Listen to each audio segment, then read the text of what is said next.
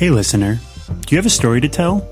Just like the podcast you're listening to now? With Acast, it couldn't be easier to start a podcast. We have all the essential tools you need. From recording and editing audio to sharing and promoting your show, you can even make money from your podcast, all in one place. Basically, we handle all the boring stuff, so you can focus on having fun and creating exactly what you want to share with the world. Get started with a 3-month trial of our paid plan using the promo START. Just visit go.acast.com/start. Hey everyone! You know today's guests from One Tree Hill, Pretty Little Liars, Chicago Med, The Vampire Diaries, and a lot more. Here's Torrey DeVitto. Ladies and gentlemen, you are listening to Unqualified with your host, Anna Faris.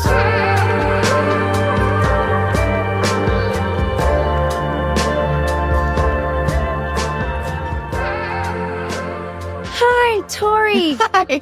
Thank you so much for joining me. My pleasure. Thank you for having me. Are you in Chicago or in Michigan? I'm in Michigan right now. Because I read that you have a farm there. Is that right? I do. It's an inactive farm at the moment because I've never been here full time, nor have I ever thought I was going to live here full time. But I have a barn. I have the whole thing. I just have to figure out what to do with it. You have to tell me about this journey. It sounds like a dream. It's honestly amazing. And right now I'm actually living here full time. Like I wasn't ready to go back to LA or anything. So I'm just living here until I don't want to anymore. And it's amazing. It's so quiet. It's so peaceful. It's so dark at night, which took a little bit of getting used to. I kind of wanted to make it into like a dog hospice, but I'm not really sure yet. And honestly, like I'm in an adult tap class here. And we have a recital in May. And my mom was like, no. I was like, yes. And I'm so excited about it. That is awesome. Yeah. So I've just been like ingratiating myself in this like very small town. And it's been so much fun. And I love it so much. And it's nowhere I thought I would be right now, but I'm loving it. How did you end up there? My mom is originally from Michigan. And I did this show, Chicago Med, for like 6 years. And she's a 2-hour drive from there when I was in Chicago. And this little town she lives in is right on the water. It's very artsy, cute town.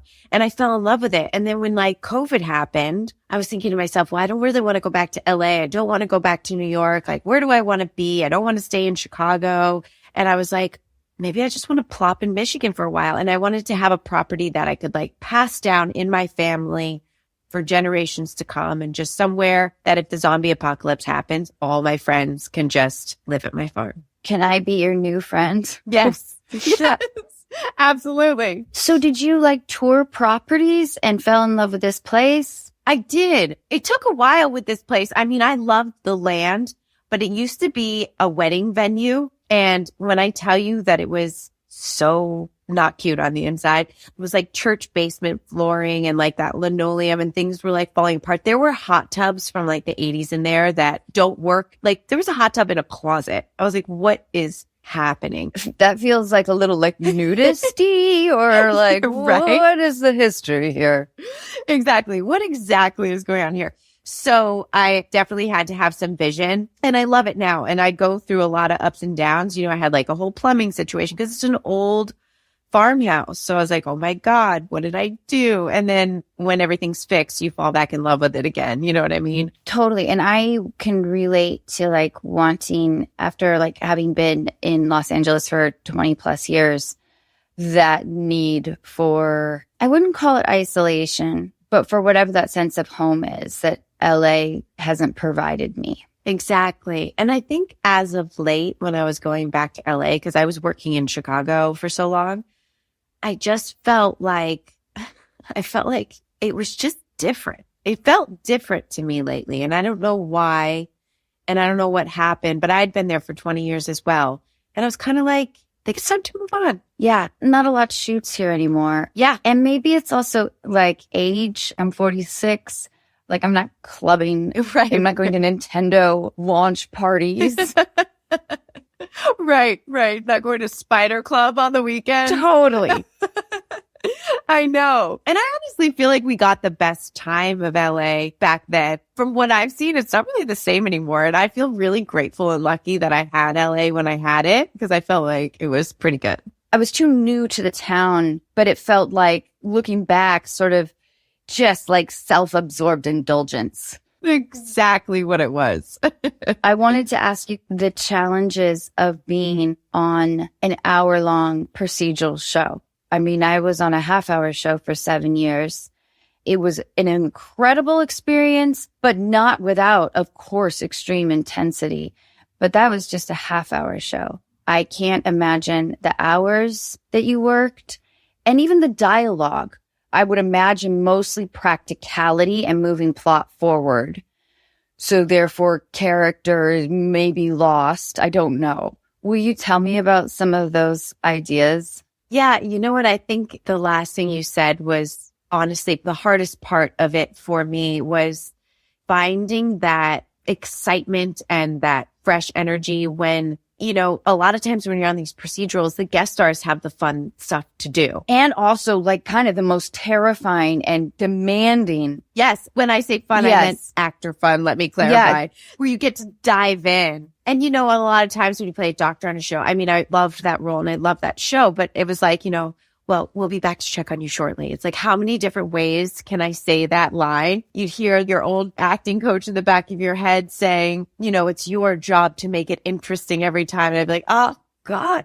So that was one of the biggest challenges I felt, was keeping it new and fresh every day.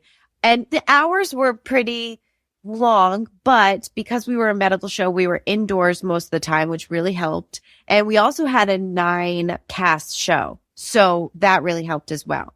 So yes, the hours were long, but they weren't like doing a horror movie where you're doing night shoots every weekend and killing yourself during the week. There was a little bit of normalcy with the show, which I think people don't expect me to say. When you were talking about like sort of line delivery as a doctor, it occurred to me, it is your job to be measured, to essentially not let a patient know your own take on things, to essentially be impartial. Yeah. And that was interesting too, because we did a lot of training with the real doctors, and the real doctors will say, well, we would never run into a treatment room. We would never this and that. But then the show would be like, but we also want the drama. So right. Yes, keep it real, but do this for us. So it was like finding that blend all the time of wanting to like be true to who doctors are, because that's the comments you get from all the time. Like, the doctor's like, oh, that would never happen. Or, oh, that was really real. And you're like, oh my God, best compliment ever. And for the times that they were like, that would never happen, you're like, I didn't write it. Right. Yeah, totally. Yeah. I'm just the face and the vocal ability here. I don't know. I wanted to ask you how your childhood, your unusual childhood, feels formative to you.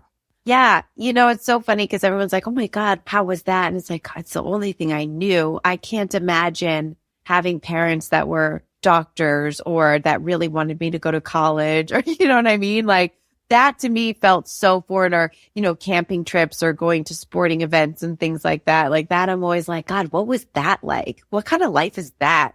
But yeah, I feel really grateful, I guess, that me wanting to do this, you know, I had parents that were obviously very supportive. Can I interrupt you? Will you tell our listeners who your parents are? Yes. Do you mind? No, of course. So my father's Torrey DeVitto. He played drums with Billy Joel for 30 years.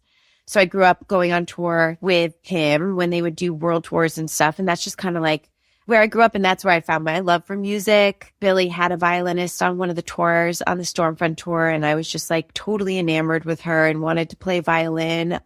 But yeah, my dad and my mom were just so supportive when I wanted to go to a professional children's high school and graduate school early and move out to LA. Like, it was kind of a natural progression in my family. So when I talked to a lot of other actors and my friends that were like, well, my parents, you know, they really wanted me to go to college first and they were really nervous. They're like, how were your parents? And I was like, my parents all but shipped me out to LA. They were like, yes, go, you have our blessing.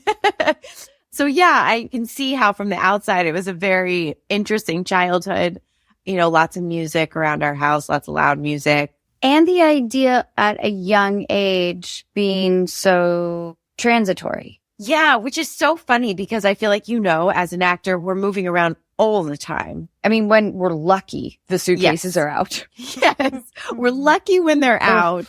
And then it's like, you know, you never really unpack your toiletry bag. That's always full sitting on your counter.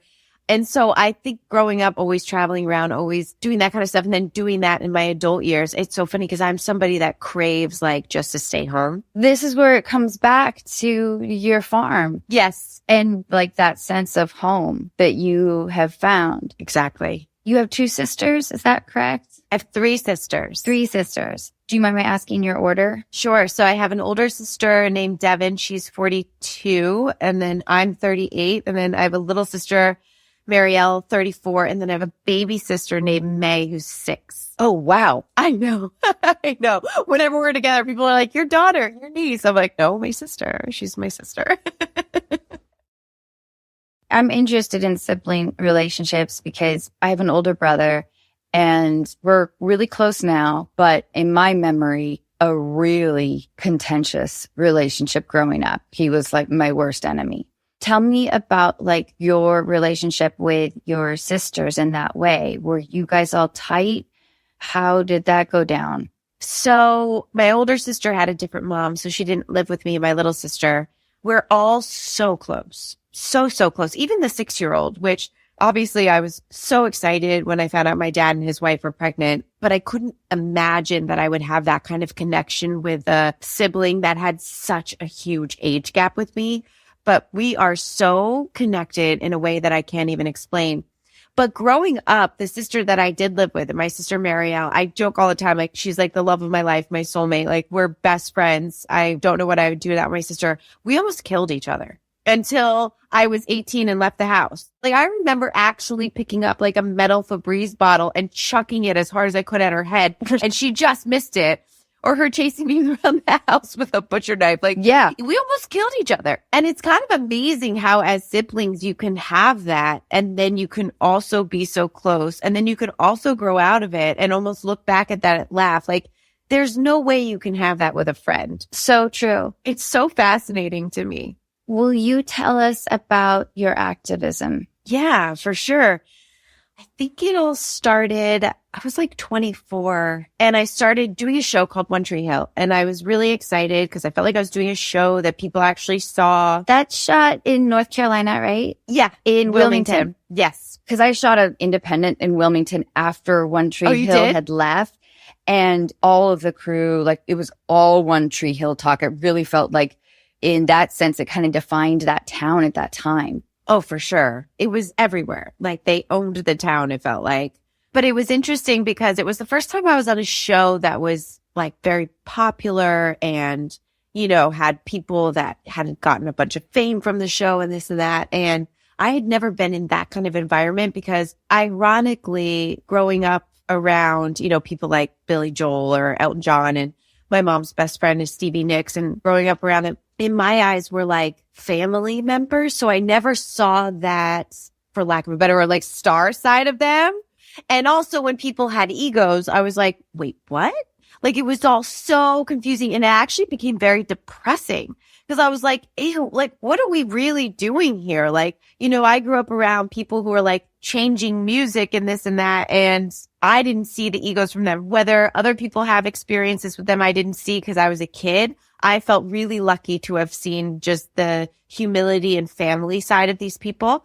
And so I took that into LA, and everything else I saw in LA was the antithesis of that. Right. It's like, I got a boat. You want to go out on my boat? Yeah. And I was like, wait, what? Where am I? What's happening? And I felt so depressed. And then it was the first time I realized when you're on set all the time, you're like indoors in reconditioned air, you're not seeing the outside. And I was like, okay, this is what I love and I want to be doing. But if I don't find something outside of this to keep myself tethered to something that's real, I'm going to like crumble. I'm never going to survive in this business. So that's when I started hospice volunteering, which I felt completely in love with. And I did inpatient care for like 8 years or 10 years, maybe. That is hugely impressive. Oh, thank you. That's very sweet. And also the idea that like the depressive quality of sort of young actor ego led you to hospice care. Yeah, I know. But it's beautiful. Thank you. Yeah, all my friends and family, they were like, okay, so you're already a little depressed and now you're going to go work with people that are dying? Is that going to... And it was so the opposite. Like it just gave me this light in my life. It reminded me of what's real. Like Yes. when you sit with someone who's dying, they talk about who they loved, who they didn't love, and they wish they would have loved, expressed, family and travel. They didn't talk about their jobs, their success, their money. Like it was always about those things.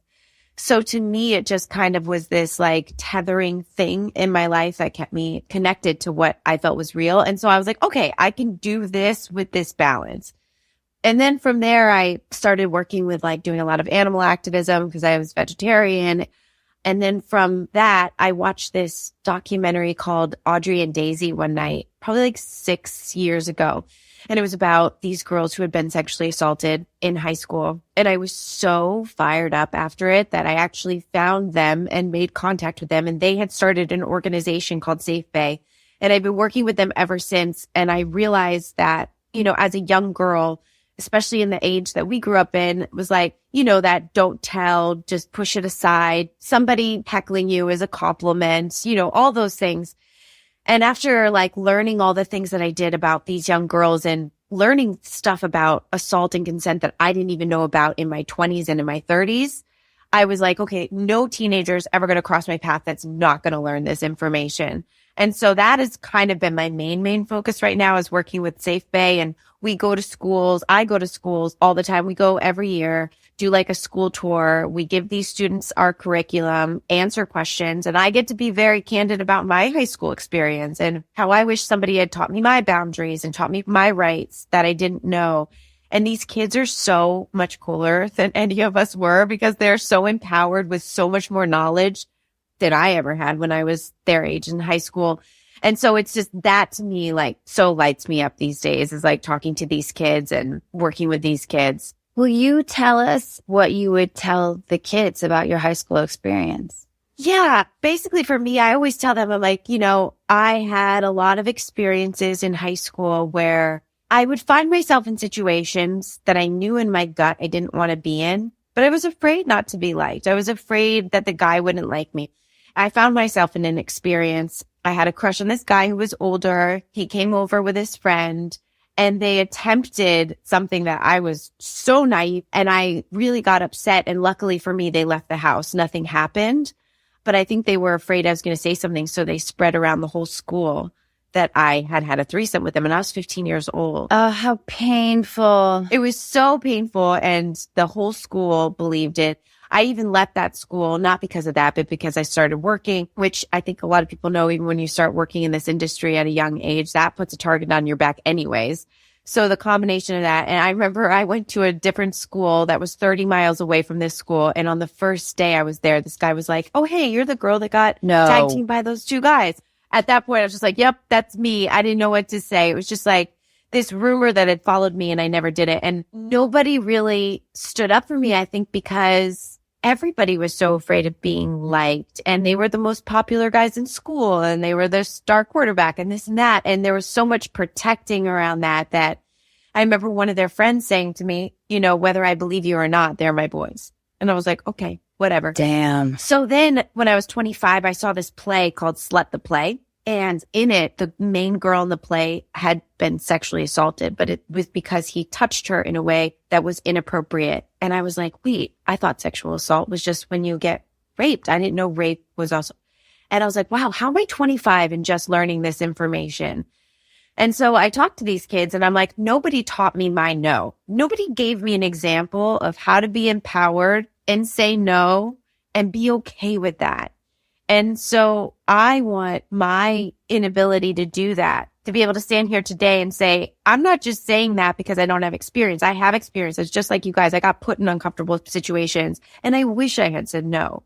So here's the information you have now, and we can talk about how you can get out of those situations, how you can say no, how you can stand for yourself, what your rights are, what your boundaries are. I wish I had an example of somebody older than me, but the generations older than me, like when I would say things to my mom and her friends, which my mom is so empowered and amazing, but she had the knowledge she had. If it's like, oh, this guy like walked by, he was like talking about my ass in a really inappropriate way, made me uncomfortable. And it's like, well, isn't that a compliment?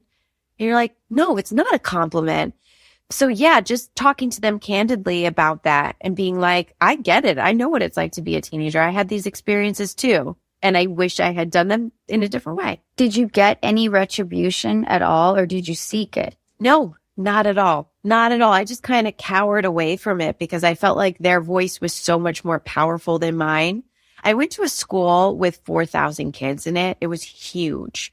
And I remember during the pep rally, the cheerleaders actually put on that song Tag Team back again, that rap song. And they held up posters that said Tag Team Torrey in the middle of the pep rally in front of the whole school. Yes. And it wasn't even something that happened. That's where I was like, so no, I never did. I just let it go. I just cowered away from it. And then it became something where I was able to laugh at it because it wasn't something that hurt me. And I think that's where I realized I can use my voice for this because my body didn't get infiltrated on. I stayed safe. So it's a rumor I can laugh at. But what is so scary and so sad, and this is why I want to do the work with these kids, some of these kids do not get out of those situations and they still don't get retribution. They still don't get to say what really happened and they still have people go against them. And they have to deal with that kind of bullying and dealing with their body being taken from them in that way. So I think I realize I can do this work because when I tell my story, it's not something that's crippling to me. You know what I mean? It's become this thing that I can roll my eyes at, but that's not the truth for everybody. And it's interesting because you had, I would imagine, the foundation of all the traveling you did and the exposure to so much in the world. So you're coming into a high school where those kids don't have that. They've all gone to elementary school together. They've all gone to middle school together. Their world is that contained. And that sucks. When I was in high school, there was a rumor spread about me that I had AIDS. Oh my God. Yeah. Yeah. I went to a large high school too, 4,000 people. And unfortunately, I did go to elementary school with them and middle school, but I was fortunate enough to have parents that encouraged my extracurricular theater stuff in Seattle. To me, school was always just the thing that you just have to get through. I was always looking for the larger thing. So at least I kind of had a dismissal, even though it hurt. And even though I was like baffled and even though I still wanted popularity, I just laid low. Yeah. I'm just going to get through this time. I would have had no idea who to turn to with those kinds of rumors. Of course, we didn't have social media. Thank God. Yes and no, though, because maybe the benefit of being able to have a camera on hand at all times. Yeah. I don't know. I don't know if that prevents the impulsiveness of atrocious teenagers, but maybe it does. I don't know. Yeah. I never really thought of it that way because most of the stories you see are, somebody taking pictures of a girl that's been drinking too much inappropriately and then it gets spread everywhere. But I do think there has to be an element of that where it's like, if I don't watch my behavior, who's videotaping? Who could put this on there? I mean, we've been seeing that in so many ways everywhere. It's like a tiny kernel of hope. Right. I don't know. Maybe I just sort of cling to that sad idea. Yeah, it's wild. It's wild. But I will say what's so cool, and I kind of already said this, is going to these schools now.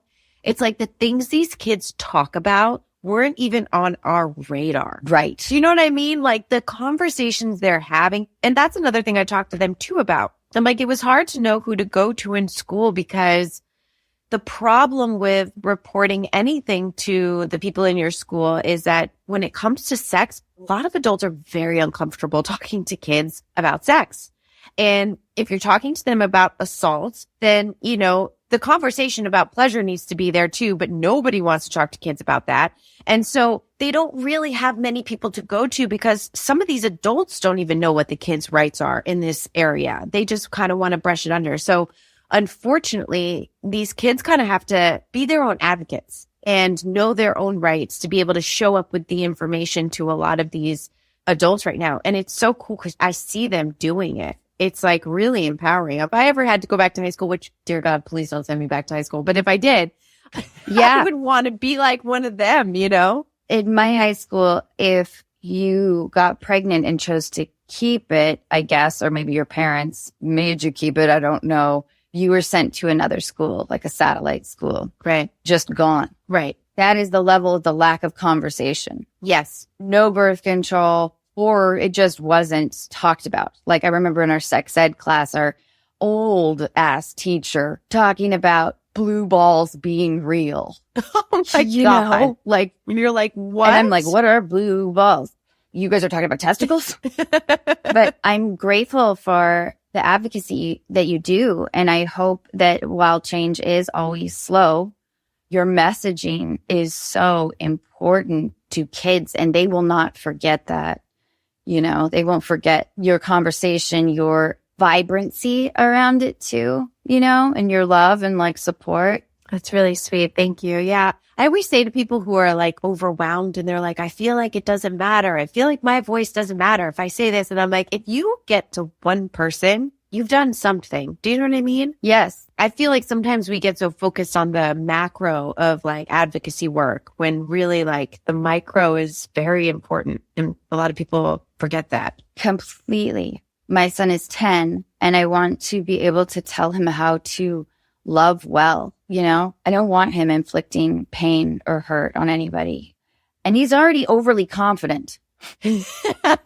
So I don't know, but I just want him to be kind and considerate. Yeah. And I think especially with guys at that age, it's like, how do you override whatever the monster within? Right. And I know everybody talks about how important it is that all males, like you would be surprised how many males show up to these conversations with SafeBAE about consent and assault. Like more teen males show up right now because there's a lot of confusion. They don't really know what their part is, where they lie, you know, is hitting on a girl inappropriate now? How can I do it? They're so confused.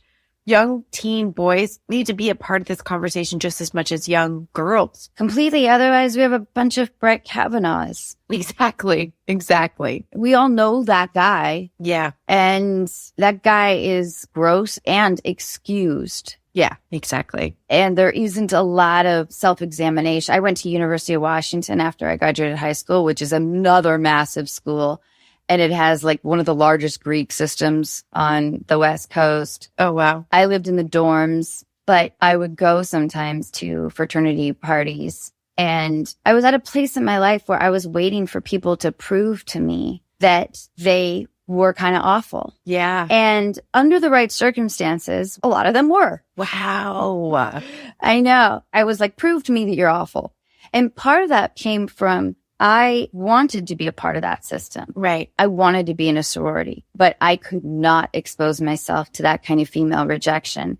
And so instead, I like internally, but proactively was judgmental and made a lot of assumptions, and some of them were true.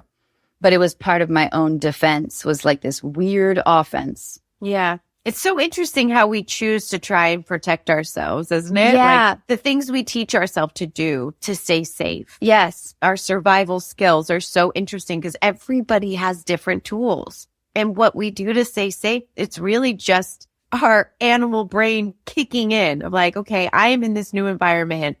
This doesn't seem safe to me. What am I going to do? And you're like, I'm going to try to expose it. Just only like internal confirmation. Yeah. You're like, now you're nuts. Let me see. Oh my gosh. Yeah, it's wild.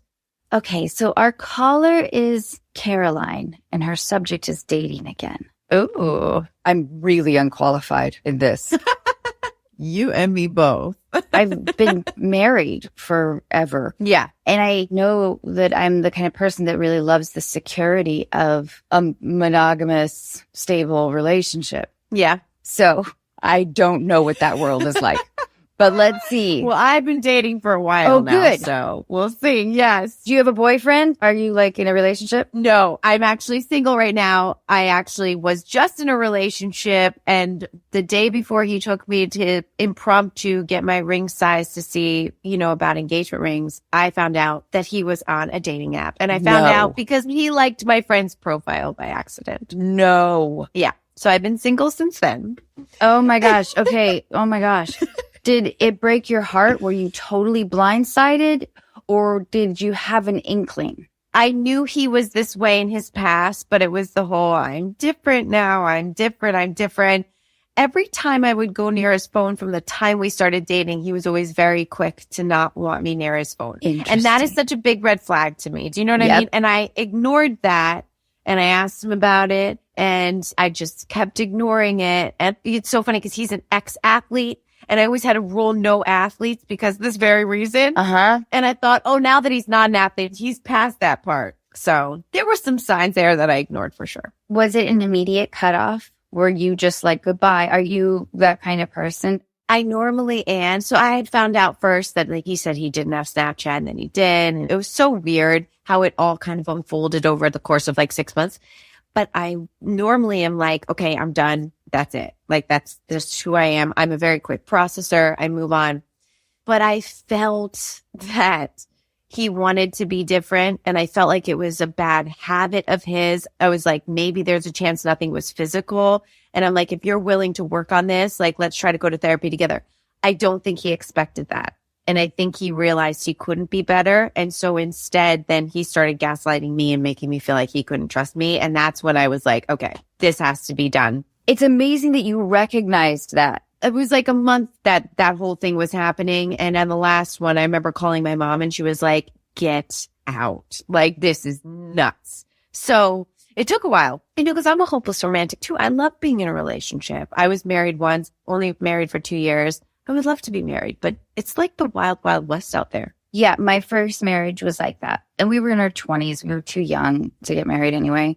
But it definitely went to a more proactive defense of like, well, you're crazy. You're a crazy, jealous actress.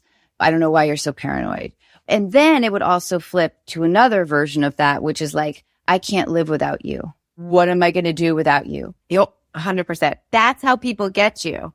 Because everybody says, how did you stay? How did you stay? And it's like, because I genuinely felt like this person loved me so much and needed me so much that you're willing to work on all the other things. But then when you start reading about gaslighting and all these things, you realize like, oh, that's just the ploy of somebody being very unhealthy and using that against me. I think one of the misconceptions, I don't know, but it feels to me like the most manipulative people that have been in my life really don't know that they are. It's like whatever is happening in their frontal lobe that comes out their mouth. Yeah. It feels like there is a belief there.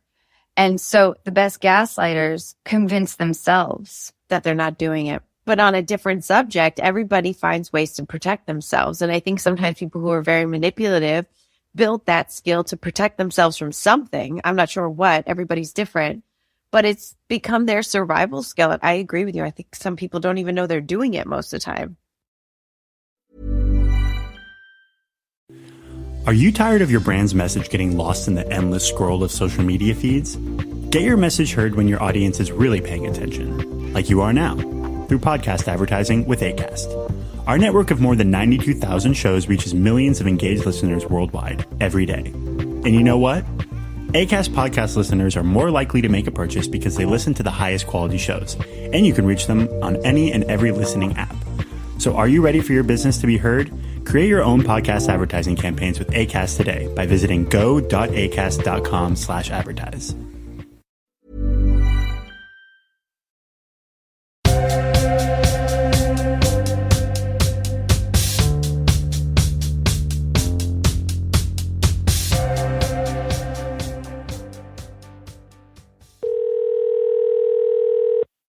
Hi, Caroline. Hi. Hi, guys. How are you? Great. Good. How are you? So nice to meet you both. I'm so excited to be here. Thanks for having me. Thank you so much for your letter. And I feel incredibly unqualified in the dating world. Torrey is amazing.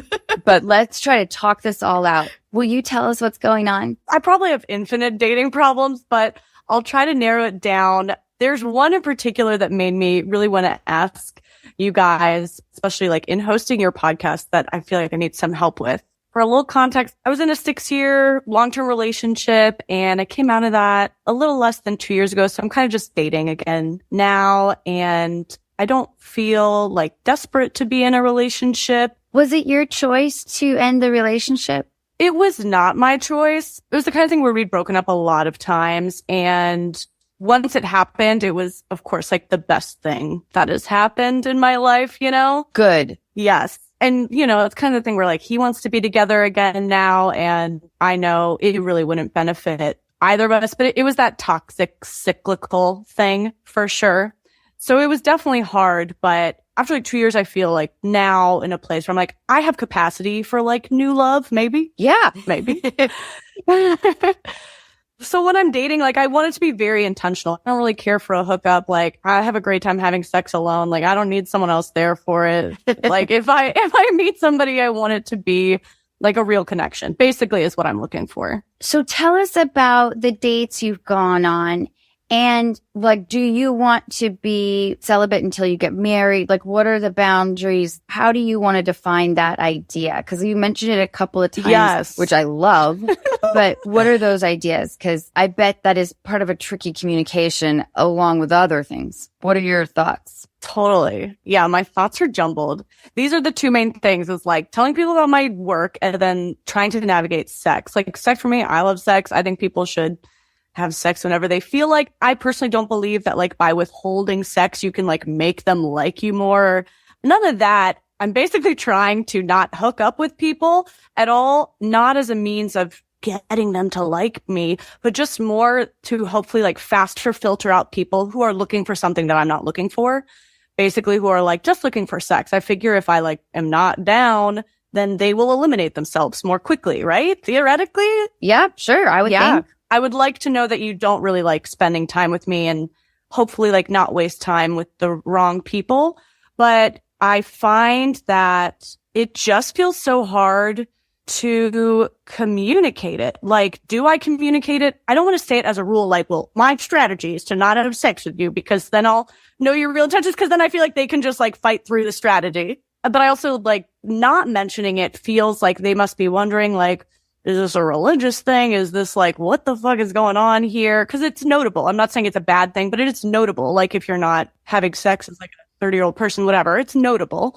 So I like really don't know how to navigate it. I don't even know if it's a smart thing to be doing. I'm interested to hear opinions. To me, it feels like it shouldn't come up until it feels natural to both party members. What do you think, Torrey? I mean, I don't even know if all the shit has to be like laid out on the first date. Yeah. Well, it's funny because I feel like if you are standing in what you want and how you want to do it, and if you're in this situation, right, where somebody's starting to get close to that moment of maybe like you're going to, be in a makeout moment or something and you're not ready for it, to be able to say like, I'm really enjoying spending time with you, but right now I just got out of this thing and my priorities have changed. So I'm kind of doing dating a little differently and I don't want to move too quickly physically. I almost feel like that's kind of sexy because then it's like you owning your power and you saying it. Yeah. But I think you're right in a sense where it's like you don't want to sit down for dinner and be like, hi, nice to meet you.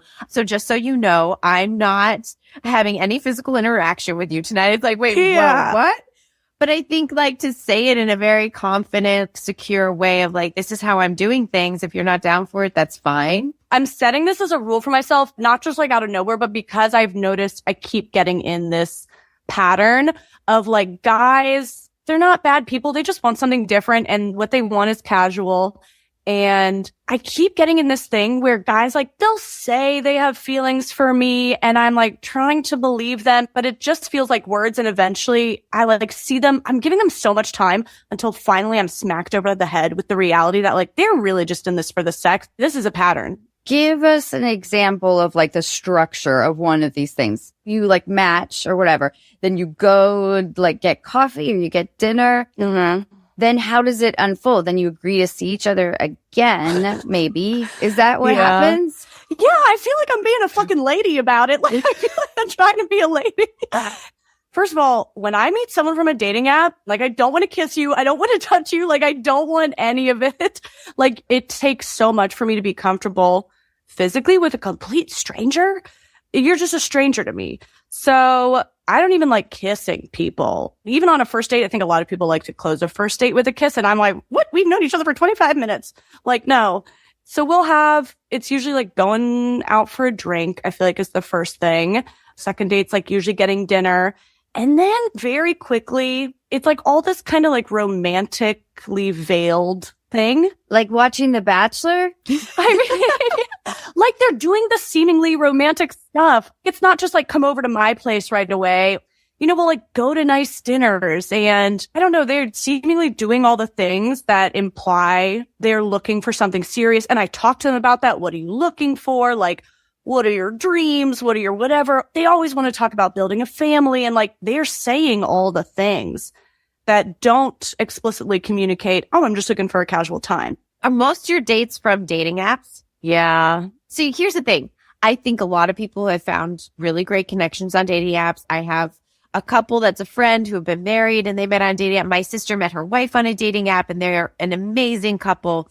But here's the problem I have found with the men that I meet on dating apps. I feel like when you meet someone who's already addicted to what else is out there. Yes. Do you know how you like grab your phone just to look at Instagram and you're like, why am I even scrolling? Because you get addicted. And I think when you're addicted to like, well, she's hot, he's hot. Ooh, maybe there's someone even better. Like, wow. When you're addicted to scrolling, it's a problem. So it's like a self-selecting group that's on there. Yes. And that's why I was like, I don't want to meet someone again who's already addicted to the scrolling. Yeah. It's like somebody who is pretty happy or at least content with their job, yet still takes a bunch of interviews. Exactly. Yeah. It's like, what else is out there? What else is out there? Yeah. And it's not real. You're looking at people's best photos, Photoshop photos. Yeah. It's not real, but you become like addicted to it. That is a very good point. And the stakes feel low. You know what I mean? Like if you meet someone organically and you're really kind of drawn to them and intrigued by them,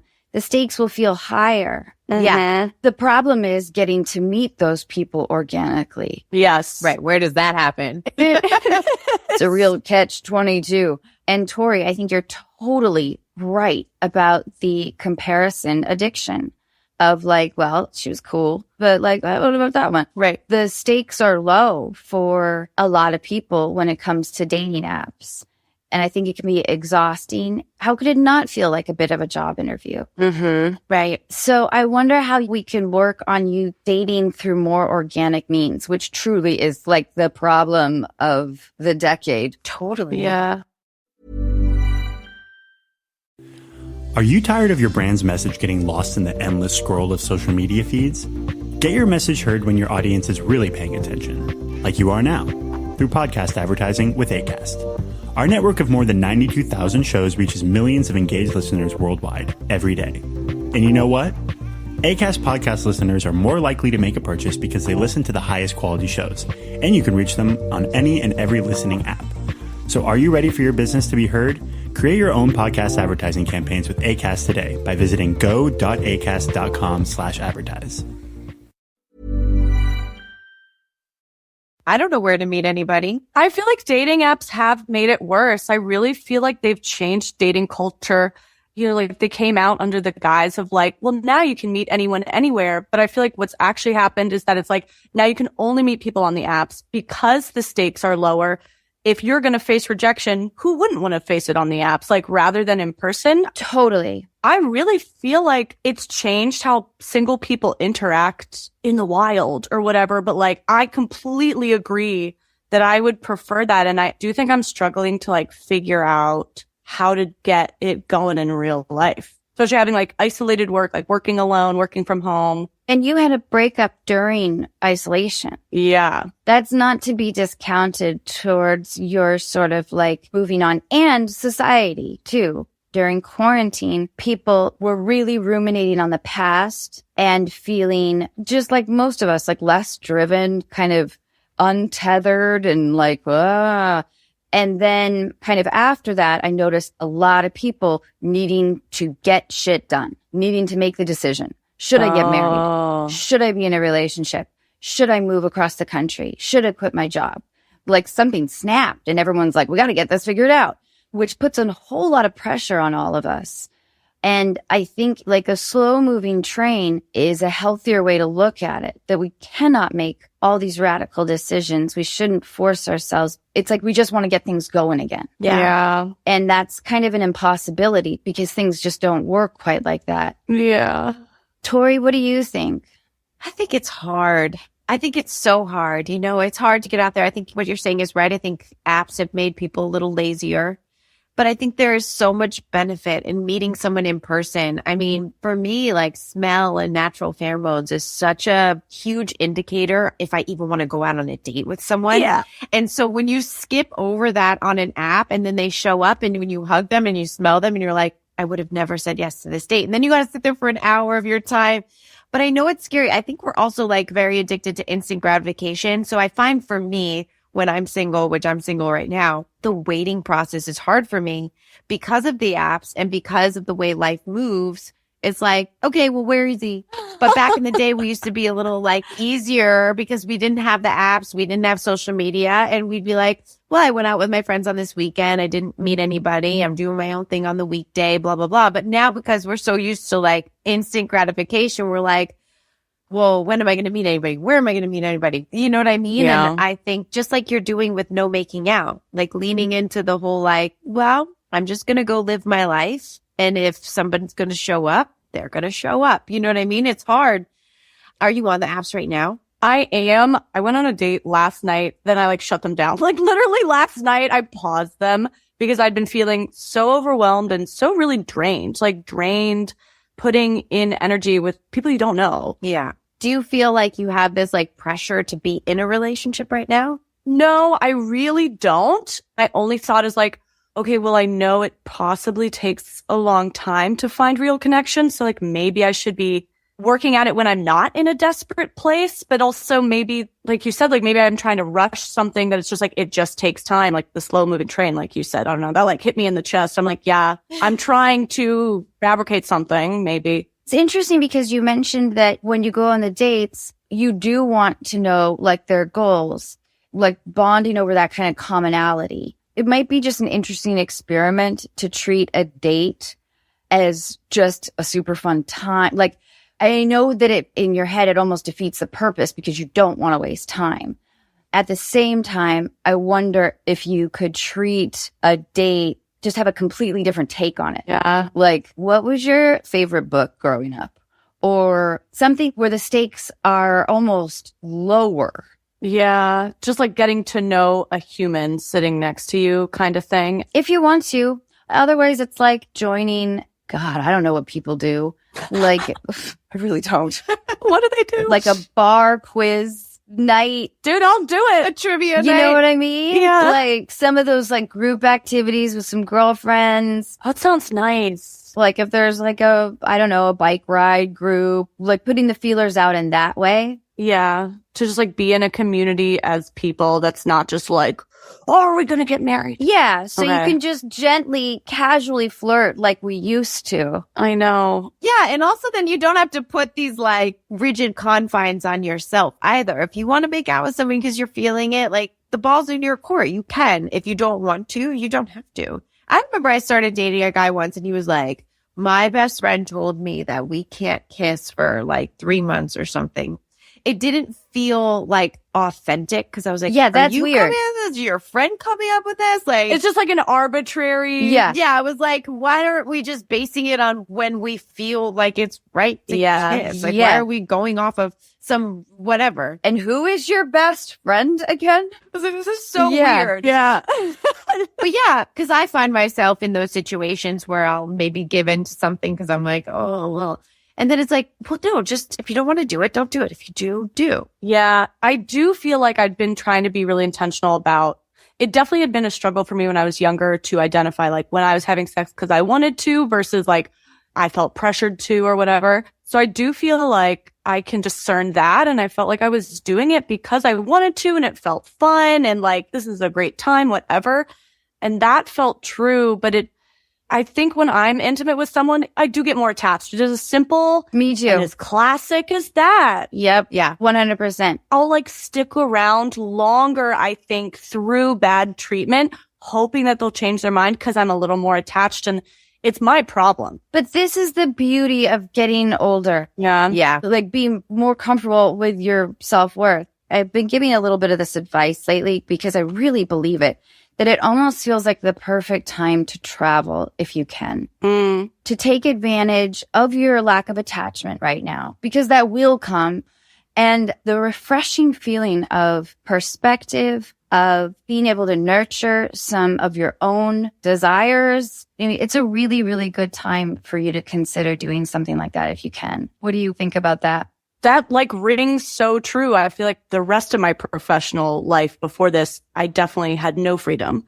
So you saying that, it's like, yes, it is the time. And like, yeah, it is kind of silly to think that it's the time then that I'm like narrowing my sights so much on like, when am I going to find this person? Yeah. Like make a list of like top 5 places that you want to go to that you feel drawn to. Okay. You can do it because people, I think, get really overwhelmed with the idea of travel. You can do it on a budget. I mean, I wouldn't say I've lived in hostels, but you survived hostels? Yes, I've survived some hostels. I've done like sweaty train journeys with my heavy backpack, like bumping into old ladies. My first trip was backpacking around Australia, and I was in college and I was broke. I sold my old Honda and I had like $3,000, and my parents gave me miles for a plane ticket, and I did it. And it was lonely. It was awesome. It was independent of me, made some great, silly friends. But those were really important growth experiences that I can't do now. You know, got a kid. But I would really encourage nurturing this time that you won't always have for you. Yeah. And actually, to piggyback on that, I'm having realizations as we're speaking. You know, I feel like I spent so much time wanting to like find somebody because like building history with someone felt so important, and I wanted to meet someone young, and I didn't want to wait till I was older to have a kid. And so I was fortunate enough where I did travel, but I feel like I did put myself in a position where I chose a relationship I wasn't so sure about over having experiences and doing things that I would have actually rathered. And then I'm not with those people today. Yeah. Because I feel like I was trying to push something. Oh, yeah. And now here I am, I'm 38 and single, which is great, but like none of those things worked. I still don't have a kid yet. And I feel like what would have been more beautiful than to put myself in that position where I'm like, this is what I want to do. And then organically meet somebody on that path. Yeah. Rather than trying to fit squares into circles and missing out on opportunities and then having to realize later that didn't work. Yeah. And now here I am starting over again. Yeah. Totally. And you also live in a city like Los Angeles where people, they want to stay young for a long time. And by that, I mean like the career is a prioritization and there's a lot of other shit that's happening. So relationship focus is back burner. I think that's so true. And I want you to have fun. I want you to like explore. I want you to like truly order some guidebooks. I'm kind of a guidebook freak. Yeah.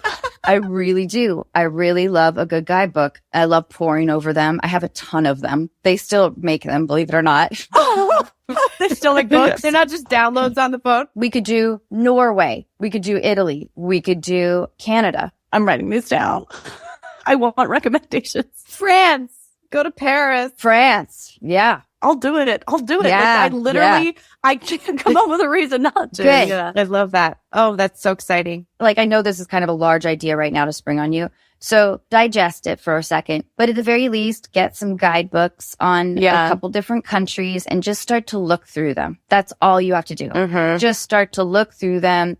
The seed can be planted. Plant the seed. Plant Okay. the seed. And then just think about how you can nurture that side of yourself in other ways too. Yeah. Even if it's like road tripping around your area. Yeah. I love this advice because, I mean, what feels so true is that the answer is not in this other person, that the answer is in like just being more expansive within yourself. As soon as you say that, it's like, yes, that does feel true. It doesn't feel like it's like cracking some code on the app to like get at someone. It's like the answer is probably just like being more yourself. And think about it. The more you travel, the older you get, the wiser you get, the more you have to offer to yourself and a partnership, right? Like in our 20s, we wanted to meet that person. And we're way too young to meet our forever person in our 20s. Right. And then in our 30s, it's like, even when I look back at who I was at 32 versus who I was now, I'm like, oh my God, I'm like a totally different person. And then when I talk to people in their 40s, they're like, these are the best years of my life. And so Totally. I feel like for whatever reason, we have this rush to find our partner. And I get that as a woman, kids get into factor, but we're able to do that older and older these days too. So if there is rush for any of those things, I'd say like, put that stuff on the back burner too, you know? Yeah. If it's meant to happen, it's already happened. I can see that it kind of lights you up and it lights me up. Yeah. And I do feel like I've been giving this advice to people who are like, it almost feels like it hasn't occurred to them. Yeah. Like they have the means, they have the time, and it hasn't really occurred to them. And it's like, oh, which kind of feels indicative of what we've been talking about the big life decisions that need to be made right now. Yeah. This is your time. This is yours. Yeah. And it's going to be awesome. Listen, I'm doing it. Good. Awesome. You guys are so damn sweet. Thank you so much for taking the time. This is great advice. Oh, thank you. So nice to meet you. Thanks so much, guys. Bye. Bye. Bye.